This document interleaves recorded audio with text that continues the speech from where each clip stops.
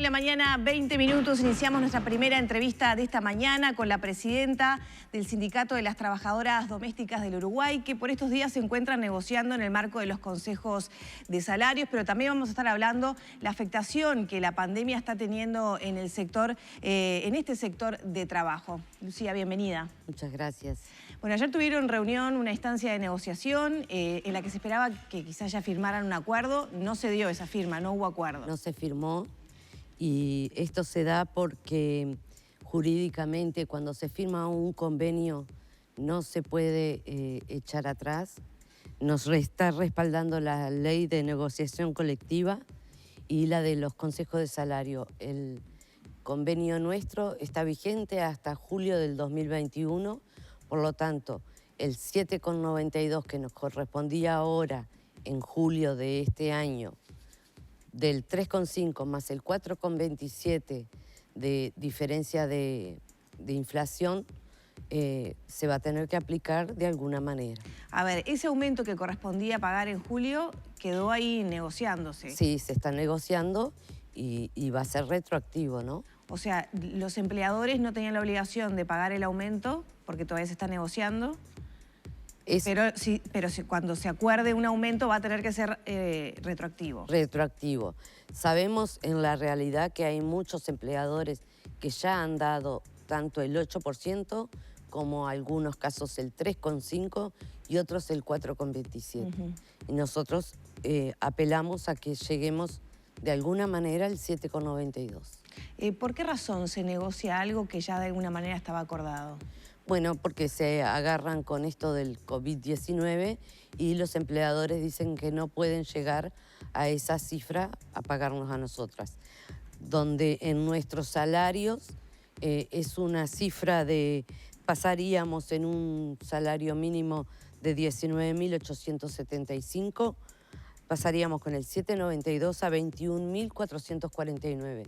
Son salarios que igual están muy bajos, pero con esto del COVID todo el mundo se agarra y no tiene que ser así. ¿Ustedes piensan que hay un aprovechamiento por parte de los empleadores? Sí, sí, porque cuando hay crisis económica la pagan los trabajadores y en este caso la crisis sanitaria también la estamos pagando nosotros los trabajadores. Bueno, algunos empleadores también son trabajadores, ¿no? Sí, en ese caso, bueno, tendrán que ir a negociar un despido o una reducción de jornadas. Bien, ¿qué aspectos además de este son los que han trancado o vienen dilatando la firma de este nuevo acuerdo? Es solo este. ¿Es solo ese? Es solo este, el aumento salarial. Porque nosotras desde un principio hemos presentado diferentes formas de llegar a ese 7,92 y la Liga de Ama de Casa no lo ha aceptado. Sin embargo, nos propone algo menor y ayer en los consejos de salario el director de consejos de salario dijo que el convenio hay que respetarlo. Y mismo el ministro lo ha dicho, que los convenios que están vigentes se tienen que respetar. Y es por eso, porque jurídicamente nos respaldan leyes. ¿Cómo se viene dando el clima para la negociación, las relaciones entre empleadores y trabajadores? Es un clima como toda negociación de idas y vueltas, pero sabemos, y en nuestro grupo siempre se ha llegado a tener un buen diálogo. Esta situación es una afectación que tiene que ver con la emergencia sanitaria, con la pandemia. ¿En qué otros aspectos está afectando el trabajo de quienes realizan tareas domésticas? Bueno, la pandemia? Tenemos cifras desde marzo a julio de 1.427 despidos.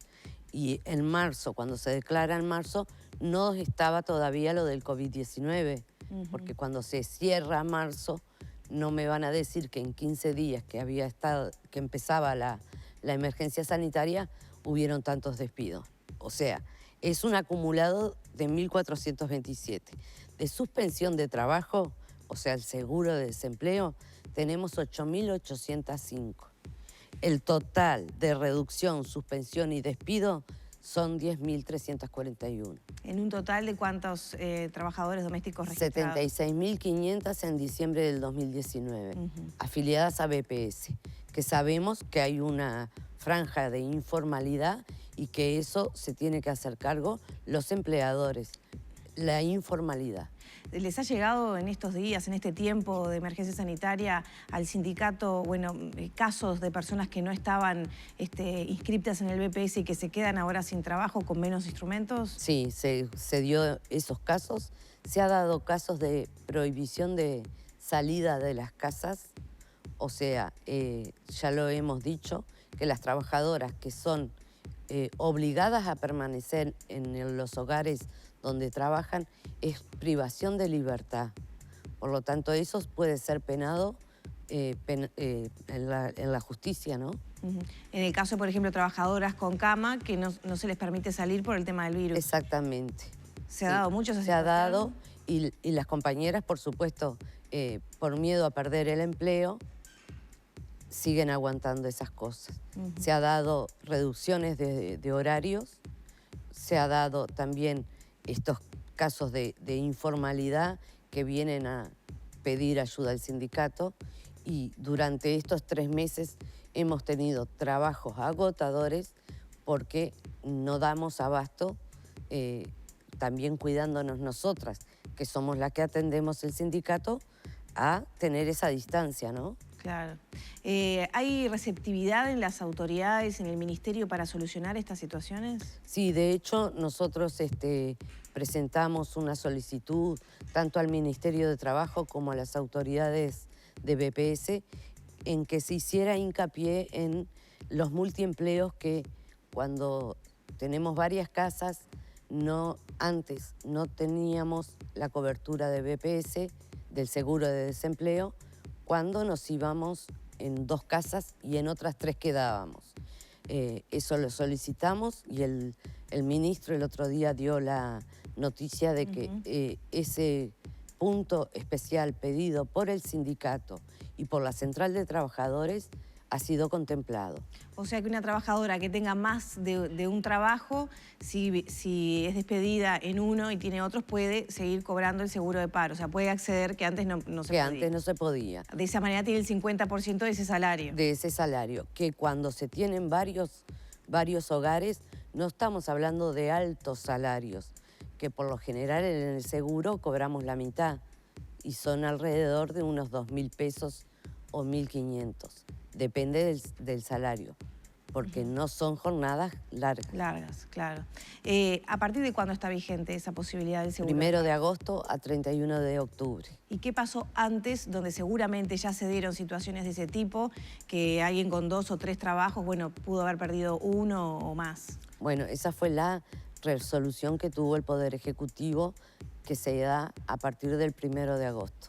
En el caso de esos 3 meses de pandemia obligatoria, no voluntaria, que nos pidieron, muchas trabajadoras fueron enviadas al seguro y por sus jornales no cobraron nada, porque no se llegaba a lo necesario. Claro. Y nosotras también solicitamos a las autoridades que se revea eso de que en BPS nos toman un jornal de 8 horas, cuando tenemos varios hogares, hacemos menos de 8 horas. Entonces, hacer la flexibilización. Mi jornal o el jornal de cualquier trabajadora muchas veces es de 4 horas y eso es un jornal. Sin embargo, BPS toma un jornal por 8 horas. ¿Ese caso está a estudio? ¿Hay posibilidades de que se revea eso? Suponemos que se está reviendo ese asunto. La trabajadora que fue a seguro de paro, o sea, que perdió alguno de sus trabajos ahora, antes de agosto, no pudo acceder al seguro de paro de uno de sus trabajos. Yo creo que se van a estudiar esos casos y rever esa situación porque corresponde. ¿Podría haber una retroactividad entonces? Yo supongo que sí. El tema es que las autoridades de BPS van a tener que estudiar esos casos, ¿no? ¿Ustedes qué situación analizan en cuanto a perspectiva de futuro? Hablando de la informalidad, está sobre el 34% aproximadamente, ¿no? Sí, más o menos. Y tú describías un poco algunos casos. ¿Esta situación de emergencia sanitaria, esta situación de pandemia, hace pensar que pueda empeorar o aumentar la informalidad en el rubro del trabajo doméstico? Bueno, eso corresponde a los empleadores hacerse cargo. Nosotras desde el sindicato siempre decimos que es un derecho estar formalizada ante BPS y los empleadores tienen la obligación de registrar a su trabajadora. No es algo que nosotras tengamos que pedir como si fuera un favor. Eso es obligación de ellos. Y no vemos que si en el caso de que empiecen a dar los seguros, se avance en la informalidad, todo lo contrario. Así que es una buena perspectiva entonces de cara al Para futuro. nosotras sí. ¿Cómo siguen las negociaciones? ¿Qué plazos se manejan para firmar el acuerdo, el convenio que mencionábamos al inicio de la entrevista? El Poder Ejecutivo ayer nos pidió una semana. El jueves que viene tenemos una nueva reunión donde entre los días de esta semana presentaremos nuevas propuestas de cómo llegar a ese 7,92 que ya se ha presentado y que la Liga no ha aceptado. Así que tienen ese marco para seguir negociando. Una semana más. Cada sector de actividad tiene sus características particulares y cada sector se ha visto afectado de diferentes maneras en el marco de la pandemia. Concretamente en el trabajo doméstico, donde la abrumadora mayoría son mujeres, muchas de ellas, supongo, jefas de hogar. ¿Cómo se ha visto afectadas justamente por los cambios que obligó esta pandemia?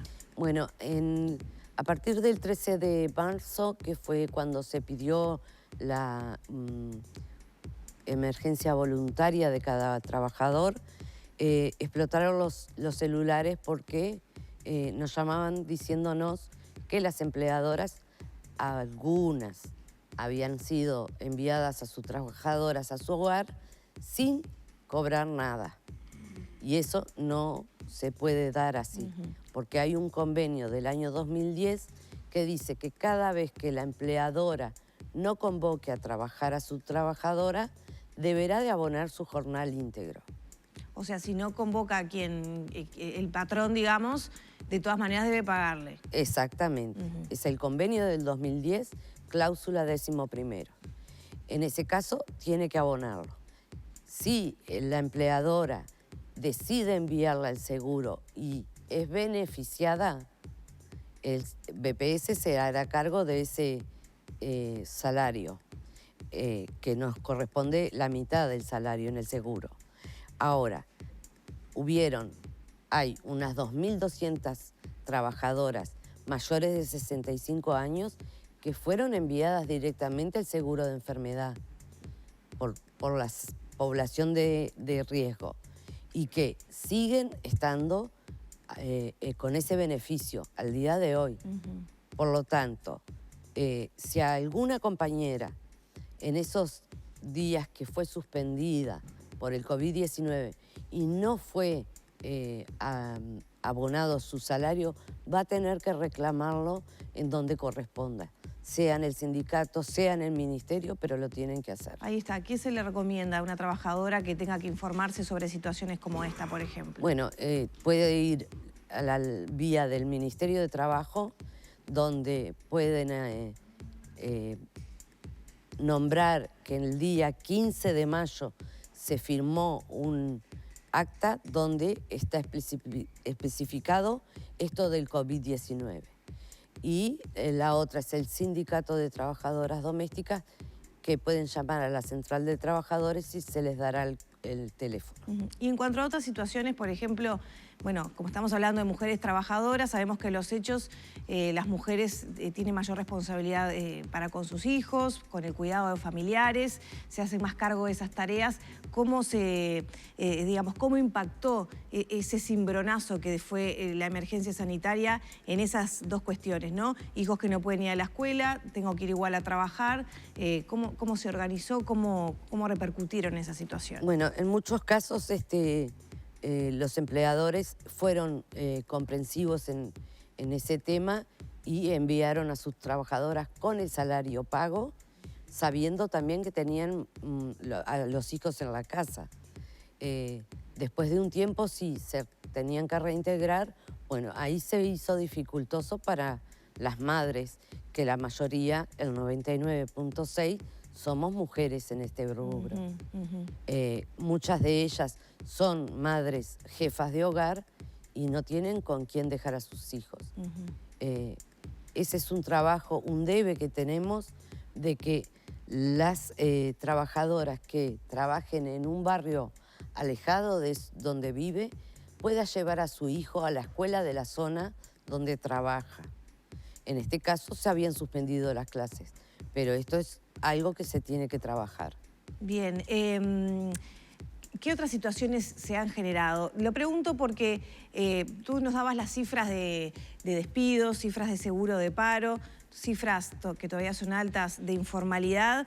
¿Hay un temor de que, digamos, disminuyan las fuentes de trabajo en el marco de esta pandemia, donde la crisis económica está afectando a toda la sociedad, también a quienes contratan trabajo doméstico? Bueno, nosotros hemos visto varias situaciones. Sabemos que muchos empleadores también son trabajadores y que fueron enviados al seguro de desempleo. Bueno, eso lo tendrá que ver cada trabajadora con su empleador. Pero también sabemos que muchos empleadores se han agarrado con esta excusa y que sabemos que ellos siguen trabajando, siguen teniendo su salario y sin embargo enviaron a su trabajadora al seguro y cobran la mitad. Si es por suspensión tienen que asesorarse bien porque hay una parte que tiene que trabajar la mitad del horario la trabajadora y ser pagado por el empleador. Se dan varias situaciones y eso se contempla caso a caso.